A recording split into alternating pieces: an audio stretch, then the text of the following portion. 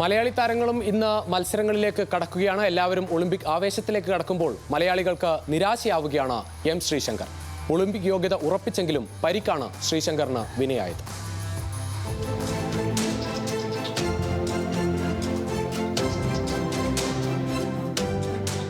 Commonwealth ഗെയിംസിൽ വെള്ളിയിലേക്ക് ചാടിയ M Sreeshankar പാരീസിലെ സുവർണ നേട്ടം സ്വപ്നമിട്ടായിരുന്നു പരിശീലനം തുടങ്ങിയത്. ഇന്ത്യയിൽ നിന്ന് പാരീസ് ഒളിമ്പിക്സിന് ആദ്യം യോഗ്യതയുറപ്പിച്ച ട്രാക്ക് ആൻഡ് ഫീൽഡ് അത്ലീറ്റും ഈ പാലക്കാട്ടുകാരൻ തന്നെ. കഴിഞ്ഞ സീസണിൽ ലോകത്തിൽ തന്നെ ഏറ്റവും മികച്ച 25 പ്രകടനങ്ങളിൽ 3 ദൂരവും മുരളി ശ്രീശങ്കറിന്റെ പേരിലാണ്. സീസണിൽ ലോകത്തിലെ മികച്ച പ്രകടനങ്ങളിൽ 8.41 മീറ്ററുമായി 5ാം സ്ഥാനത്തും ശ്രീശങ്കറിന്റെ പേരുണ്ട്. അത്ലറ്റിക്സിൽ മെഡൽ സ്വപ്നം കണ്ട് പരിശീലനം തുടരവേ ഏപ്രിലാണ് ശ്രീശങ്കറിന് പരിക്കേറ്റത്. ദോഹയിലെ ആശുപത്രിയിൽ ശസ്ത്രക്രിയയ്ക്ക് വിധേയനായ ശ്രീശങ്കർ അടുത്ത വർഷം ജൂണിൽ വീണ്ടും കളത്തിലേക്ക് തിരിച്ചെത്താനുള്ള ഒരുക്കത്തിലാണ്. ഈ സെപ്റ്റംബറിൽ പരിശീലനം വീണ്ടും തുടങ്ങാനാകുമെന്നാണ് താരത്തിന്റെ പ്രതീക്ഷ.